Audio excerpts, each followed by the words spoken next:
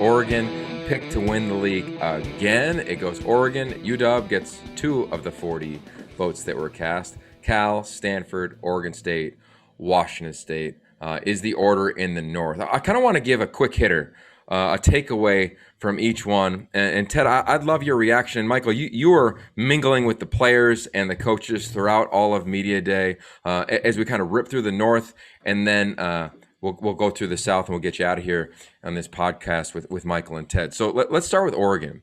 The biggest takeaway I had was how impressive Kayvon Thibodeaux is.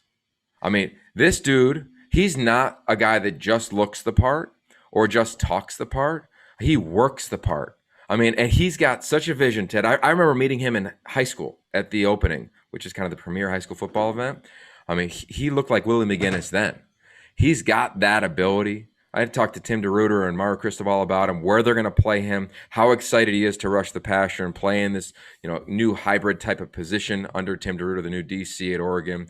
And then to be around him, he was talking about staying focused, not chasing short money, trying to go be the best player in the country, as well as somebody who represents the league and go get another ring. It was literally one of the more impressive humans I've been around at. I think this was my 9th Pac-12 Media Day, Ted.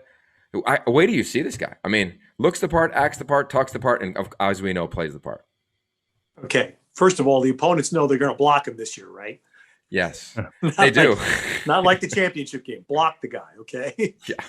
Good luck. You may need 2, but block him. Yeah. So, Yogi, tell me, as a player, they had, obviously, back-to-back years, they had guys, Eric Armstead and DeForest Buckner, who were outstanding players. Buckner was really, I think, more of a dominant college player, but both have had and will have long pro careers. Where's Thibodeaux in the comp to those two? I think he's one of the better players. I think he's higher than them. I think he's a legit number 1 overall. What's great is that he used a quote from DeForest Buckner. He said, he taught me, he was a speaker at Oregon a couple weeks ago, and he said, if you focus on your future blessings, you'll miss the blessings right in front of you. And that's Kayvon. Right? We've been around guys that are premier dudes coming into the season, number 1 pick, especially defensive players. This guy sounded like a quarterback in terms of his focus, in terms of his leadership, in terms of how he's challenging Anthony Brown, how he talked about Anthony Brown, the starting quarterback. He sounds like a number 1 pick. He sounds like a franchise player. To me, when he's done, he's going to be Michael Strahan / Willie McGinnis, whatever he wants to do in the media, but with a real focus about him. And as Mario said from jump, he goes, he's a 5-star recruit, but he's a 5-star work ethic guy. And I just believe it after spending some time with him. I think he's the face of the league. I think he should be the face of the league. And I think he's got a chance to be the face of college football this year because it doesn't have a lot of star power as we get into training camp into the season. So heading into the year, in your view, is he the player of the year in the conference? Yeah, and it's a no-brainer.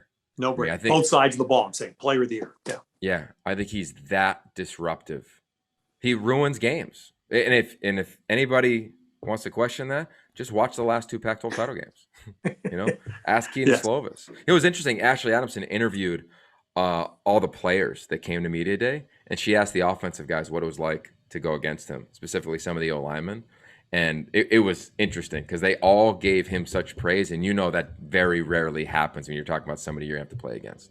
Yeah, and that's the dream for every coach, is to have, or for example, I remember watching when we were getting ready for the Heisman vote, I remember watching Saquon Barkley at Penn State.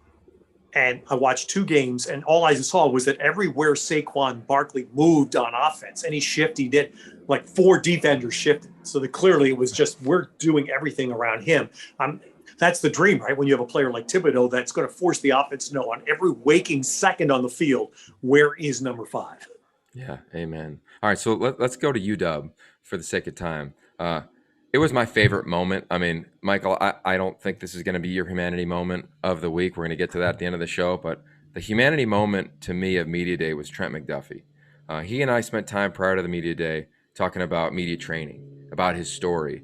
And he goes, hey, I want to share something really personal. And I said, sure, let's talk about it. And he had lost his brother when he was in 8th grade. His brother was 21. He died of a heart attack, Tyler.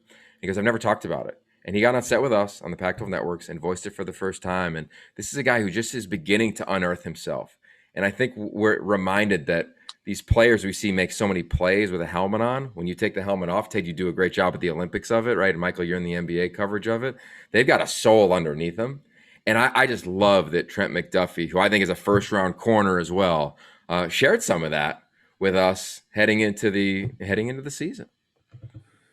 So pretty brave to do that. Yeah, live a TV. lot of courage. Yeah, you're right. You're right. I think the other two, I think for Michael, you were around Justin Wilcox, you're around David Shaw, and their players, right? Thomas Booker, as impressive as the guys you're going to find, Michael Wilson, Chase Garbers, Coin Dang, another guy who said his dream was to be the first South Sudanese football player ever in the NFL. What did you notice about the two Bay Area schools during media days? Well, I mean, you notice that every time you go to either of those schools and talk to the players, how incredibly intelligent and the perspective they have beyond just football. And you're impressed every time. Now, that's a product of those two schools, obviously. But I think the intelligence and the perspective of those players is always what gets me when I visit Stanford or Cal, for sure. And I think it's funny. I think that tough physical play that's always been traditionally Stanford is starting probably with Justin Wilcox and company starting to make its way to Cal. And I think that's the difference I've seen in the Cal perspective the last year or two is players seem a bit tougher and a bit edgier. And I think I think they could surprise a little bit this year. All right, so Ted, what are you hearing? And I feel like my vibe on Stanford is picked fourth. They played as well as anybody at the end of the season last year. They got to replace their quarterback. Well, we saw Tanner McKee. I think we both think he looked pretty impressive in the spring. You live in that area. I'll tell you, we had a chance. Those are the two spring games, actually, I had a chance to see live for Pac-12 Network, where Cal and Stanford, there were bookends. Cal, we understand, lost a significant player in Johnson on the defensive line. Then Michael Safell deciding not to play football. That clearly going to force Justin Wilcox to make a move on the offensive line, losing that experience. But, Cal, I think, had expectation last year, and last year was just a year you have to just wipe away. That expectation will carry into this year. I sensed from Stanford when we were there for the spring game at the end of spring, I sensed from David, very quiet last year was an aberration. And actually, when I say last year, I mean 2019, the last real full season was an aberration. We've been way too good, and we're not going to be that way again. That was not Stanford, and we're going to be back and be Stanford. Now, how many wins that translates to, that's just a guesswork. You referenced starting with the quarterback spot where they're going to break in somebody new, likely in the key to start. But I wouldn't sell Stanford short on that vibe. And that's something, it's intangible. Can't define it, can't put it into analytics. But I just sense that, there is that a determination that 2019 won't happen again. Yes, I'm going to concur with that. Oregon State, Wazoo rounded out in the north. I think for Oregon State, what's exciting is Sam Neuer was an all-conference quarterback, and now he's on their roster. And in my opinion, I think he's going to be the guy there. He's rehabbing some injuries. Tristan Gebbia has rehabbed injuries. Chance Nolan was there. They've got freshman Sam Vidlak. Those four will battle it out, but I think Sam has the edge, and now here comes maybe QB run game.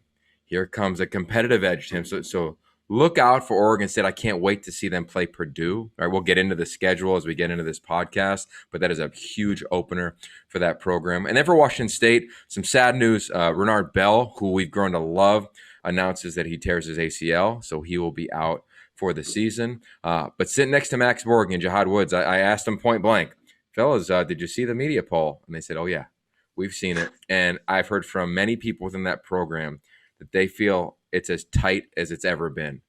They've obviously dealing with some scrutiny and some adversity, so we're excited to see how that one shakes out with the Cougs at 6. Most under, I think the player that I sense can shock this year's Max Borghi. I don't know what's happened. He's to me, he's been overlooked there a little bit, and he's good. He is good. You asked me to say one player that's going to rise up and not stunned. I'm not sure what the right word is, but reestablish this year's Max Borghi. That kid in person is huge, by the way. On the field, he looks like this little kid. Yeah. Oh my God. I was like, I would not want to try to tackle him. No, he's a big McCaffrey dude. comp, right? Yeah, he's a big dude. Thicker. The other thing, I can't believe we've gotten this far without Ted's thoughts on media polls in general, but we don't have time for that right now. That's always a gem. That's right. We got the Olympics we're going to get to here in a minute. Thanks for watching the video, guys. If you liked what you saw here, please hit that like button. Please hit that subscribe button. Maybe leave a comment. Interactions like that really do help grow the channel, and they help more people like you find this content. So if you liked what you saw here today and you want to help me out, that's all you got to do. See you on the next video.